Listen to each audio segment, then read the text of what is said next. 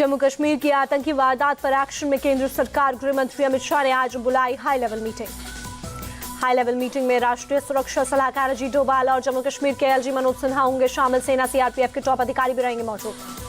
जम्मू कश्मीर को लेकर हो रही बैठक में अमरनाथ यात्रा की सुरक्षा को लेकर भी होगी चर्चा। 29 जून से शुरू हो रही है यात्रा।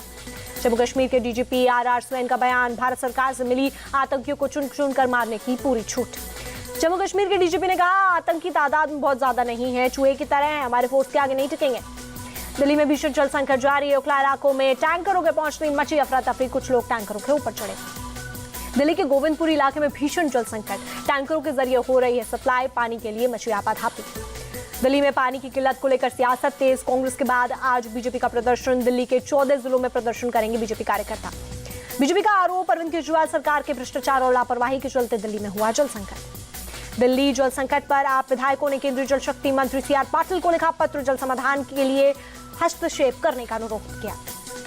आप विधायकों ने जल शक्ति मंत्री सीआर पाटिल से मिलने का समय मांगा। कहा, राजनीति करने की बजाय सभी दलों को साथ मिलकर संकट का समाधान निकालना चाहिए।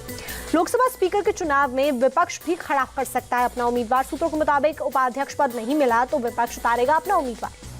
24 जून से 18वीं लोकसभा का शुरू होने जा रहा है पहला सत्र। 26 जून को लोकसभा अपने नए अध्यक्ष का चुनाव करेगी। विधानसभा चुनाव साथ लड़ेगा महाविकास आघाड़ी। मुंबई में प्रेस कॉन्फ्रेंस कर किया ऐलान।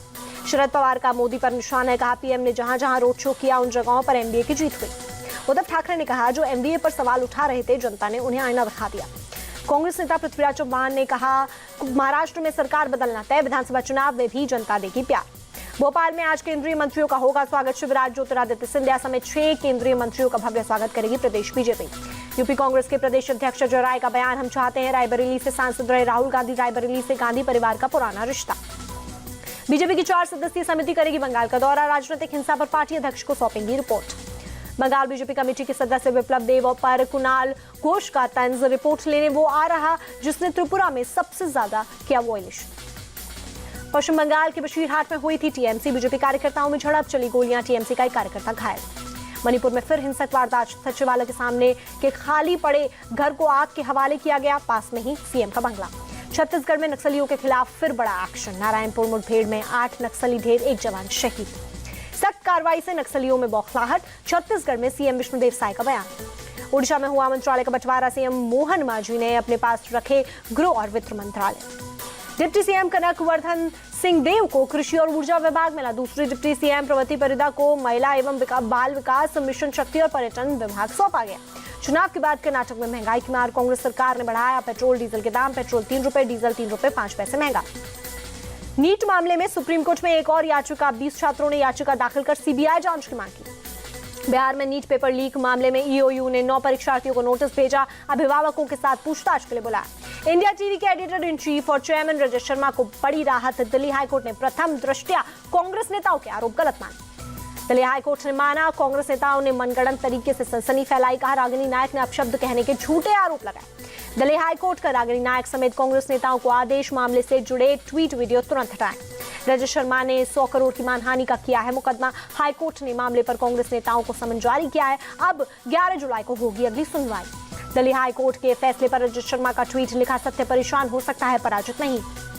बकरीद से ठीक पहले नवी मुंबई में बकरे पर राम नाम लिखने पर विवाद। हिंदू संगठनों के विरोध के बाद पुलिस ने दर्ज की एफआईआर। बकरीद के त्योहार से पहले लखनऊ पुलिस सतर्क। पैदल गश्त कर लोगों को सुरक्षा का दिलाया भरोसा। कल देश भर में मनाई जाएगी बकरीद। राजधानी दिल्ली में गर्मी से परेशान हुए लोग। कई इलाकों में तापमान 40 डिग्री के पार। हीट वेव और प्रचंड गर्मी से परेशान यूपी कानपुर और प्रयागराज में घरों में दुबके लोग। वाराणसी में गर्मी का साइड इफेक्ट। गंगा का जलस्तर घटा 30 से 35 मीटर पहुंचा। अलीगढ़ में ट्रांसफार्मर को ठंडा करने की कोशिश। हीट कम करने के लिए लगाए गए हैं कूलर्स। गर्मी के चलते शिमला में बड़ी टूरिस्ट की संख्या। सड़कों पर दिखी गाड़ियों की लंबी कतार। आंध्र प्रदेश के सलूर में तेज हवाओं के साथ बारिश। तूफान में उखड़े कई खंबे पेड़। एक्शन में सिक्किम के सीएम प्रेम सिंह तमांग। बाढ़ प्रभावित इलाकों का लिया जायजा। गंगा दशहरा के मौके पर प्रयागराज में उमड़ा भक्तों का सैलाब। संगम घाट पर भक्तों ने लगाई आस्था की डुबकी। गंगा दशहरा के अवसर पर बड़ी संख्या में वाराणसी पहुंचे श्रद्धालु। गंगा नदी में लगाई आस्था की डुबकी। हापुड़ के गढ़मुक्तेश्वर ब्रिज घाट पर भी बड़ी संख्या में पहुंचे श्रद्धालु। गंगा दशहरा के अवसर पर किया स्नान। उत्तराखंड के हरिद्वार में भी भक्तों का सैलाब। गंगा दशहरा के मौके पर गंगा नदी में किया स्नान। अयोध्या के सरयू घाट पर बड़ी संख्या में पहुंचे भक्त। गंगा दशहरा के मौके पर श्रद्धालुओं ने किया स्नान। गंगा दशहरा के मौके पर बड़ी संख्या में अयोध्या पहुंचे श्रद्धालु, रामलला के किए दर्शन।